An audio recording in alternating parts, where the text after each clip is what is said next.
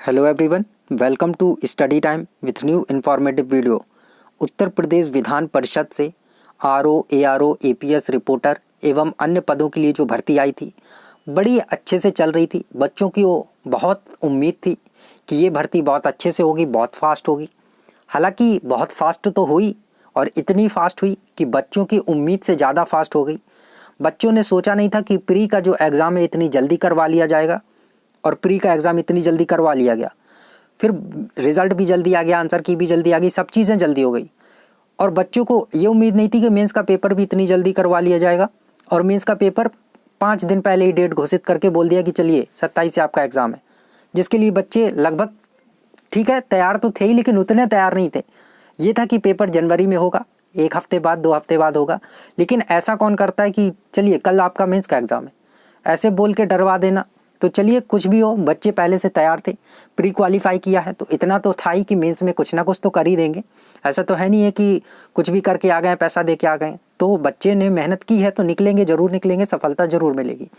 तो अभी जो मेंस का पेपर हुआ है, प्री के पेपर में क्या हुआ था आप सभी को अच्छे से पता है, जो कि गोरखपुर में धांधली हो गई थी। सेंटर में पकड़ा गया, लीक हुआ, लेकिन सब बच्चों ने बोला कि इसको फिर से करवाइए। लेकिन केवल उन्होंने उस सेंटर की परीक्षा रद्द करके कालीचरण कोई कॉलेज है लखनऊ में, वहाँ करवा दी और सब रफा दफा हो गया।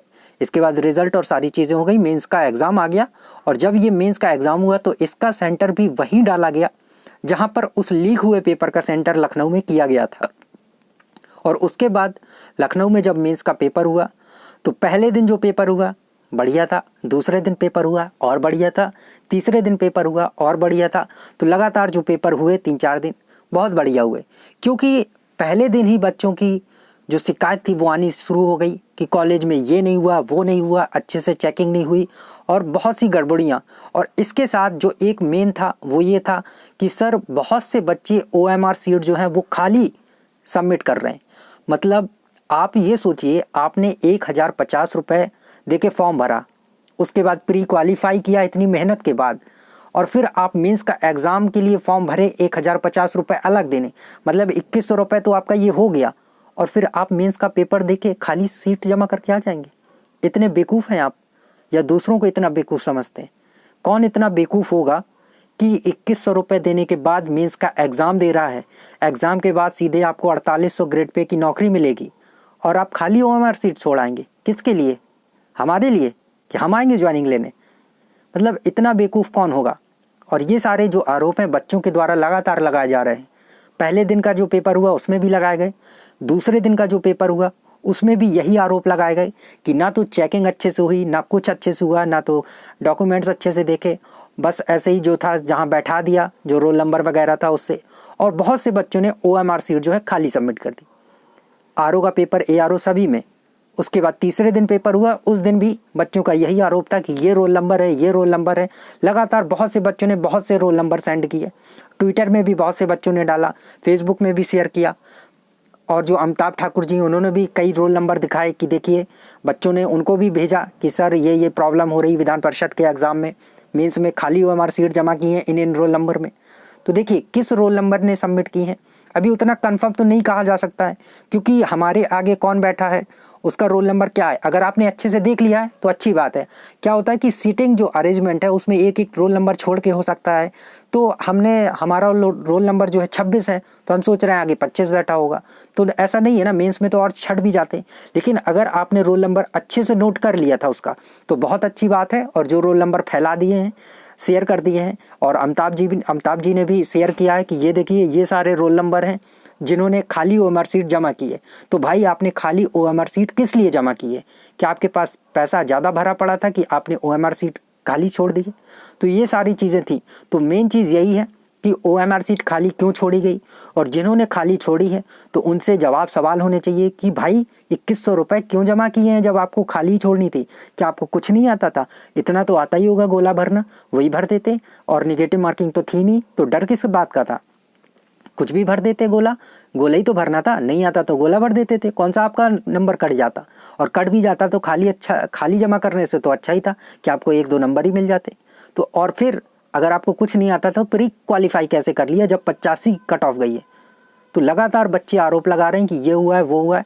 तो अभी इस पे चर्चा चल रही है, बातें भी हम लोग किए हैं आपस में 2-3 लोगों ने मिलकर कि इस पे क्या किया जाएगा। अब देखिए इतना बड़ा ये मुद्दा बन चुका है कि इसमें जब तक कोई वो नहीं करेगा, आगे नहीं आएगा, तो इसमें देखिए कुछ नहीं होने वाला है। प्री के एग्ज़ाम में जैसा जो कुछ हुआ था सब कुछ हो गया, किसी ने ची चपाट कुछ नहीं किया। मैंने भी ट्विटर कैंपेन किया, उसमें भी मैंने देखा कि आप लोगों ने कितना सपोर्ट किया कितना नहीं किया, वो सब बात की बात है। लेकिन जब तक आप इकट्ठे नहीं होंगे, एक साथ नहीं आएंगे, और आप केवल आप कुछ नहीं कर सकते जब तक आपका सपोर्ट कोई बैक से नहीं करेगा, क्योंकि सबको पता है कि कितने अच्छे से आप इकट्ठे हो लेते हैं। आवाज़ फेसबुक पे उठाना, ट्विटर पे उठाना, ट्विटर पे तो चलिए अच्छी बात है, लेकिन ऐसे ही एक एक मैसेज कर देना ये नहीं होता है। इकट्ठे होने का मतलब होता है कि कहीं एक होना चाहिए कि कौन कर रहा है, कैसे कर रहा है, ये सारी चीज़ें। तो लगातार इस पे आरोप लगाए जा रहे हैं, और ये भर्ती जो है कि ये हो रहा है, और ये सबको पता है कि पहले से ही ये सिस्टम चल रहा है। प्री में भी देखा गया है और अब मेंस में भी देखा गया है, बच्चों के द्वारा लगातार आरोप भी लगाए गए। तो अब इसमें आप क्या कर सकते हैं, क्या नहीं कर सकते, तो आप इस वीडियो में सजेशन के माध्यम से बता सकते हैं कि क्या करना चाहिए आगे, इसमें क्या और हो सकता है। और लगातार जो लोग हैं जैसे अमित जी हैं, अमिताभ ठाकुर जी, और ऐसे लोग जो कि लगातार शेयर कर रहे हैं, बता रहे हैं लोगों को कि इसमें धांधली हुई है। लखनऊ का जो पेपर था लोकल, उसमें भी न्यूज़ आई थी कि उत्तर प्रदेश विधान परिषद का जो मेंस का एग्ज़ाम हुआ है इसमें धांधली हुई है। तो सरकार को निश्चित तौर पर इसमें सोचना चाहिए कि उन्हें बच्चों के साथ खिलवाड़ नहीं करना चाहिए। अगर ऐसा कुछ बच्चे आरोप लगा रहे हैं तो उसकी जांच करवा दें, जो सही होगा दूध का दूध पानी का पानी आ जाएगा। और जिनके बच्चों ने रोल नंबर दिए हैं तो उन पे जांच करवा दें कि क्या सही में सबमिट किए उम्र, या बच्चों ने गलत जो रोल नंबर है वो अपने ही अकॉर्डिंग, मतलब ठीक है सबमिट किया होगा गलत, तभी तो बच्चे आरोप लगा रहे हैं।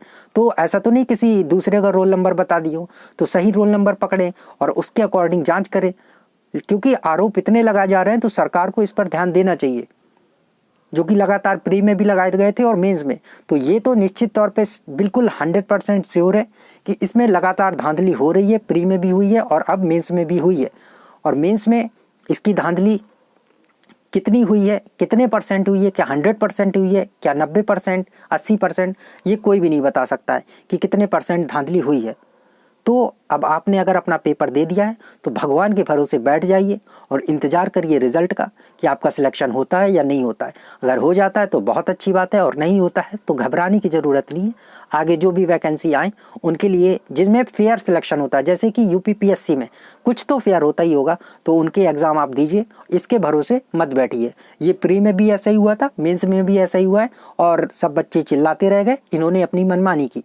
और अब आगे विधानसभा का पेपर है, तो उसमें भी अगर ऐसा कुछ होता है तो आप ये कुछ नया मत समझिएगा कि नया हो गया है, जो इसमें हुआ है वो उसमें भी हो सकता है। तो घबराने की ज़रूरत नहीं है आपको कि उसमें नहीं होगा, हो जाता है तो आप ऐसा कुछ शॉकिंग नहीं होगा आपके लिए, ठीक है। तो आप यूपीपीएससी, यूपीएससी ऐसे जो आयोग एग्ज़ाम करवाता है उनके लिए तैयार रहिए, और इन एग्ज़ाम को आप छोड़ ही दीजिए कि इनसे आपका कुछ भला होने वाला है। सो धन्यवाद। बच्चों के द्वारा जो रोल नंबर वगैरह बताए गए थे कि बहुत बड़ी मात्रा में धांधली हो रही है, तो ये निश्चित तौर पर हो रही है, वरना कोई ऐसा बेवकूफ़ निकम्मा नहीं है कि 2100 रुपये सबमिट करेगा फॉर्म और फिर खाली उम्र छोड़ आएगा। सो थैंक यू, मिलते हैं नई इन्फॉर्मेटिव वीडियो के साथ। और अगर इस संबंध में और कोई अपडेट मिलती है या कुछ किया जाता है तो आपको निश्चित तौर पर बताया जाएगा। थैंक यू, मिलते हैं नई इन्फॉर्मेटिव वीडियो के साथ। और अगर आप इस चैनल पर नए हैं तो चैनल को सब्सक्राइब जरूर कर लें, क्योंकि सरकारी नौकरी से संबंधित सभी अपडेट यहाँ पर समय समय पर मिलती रहती हैं। Thank you.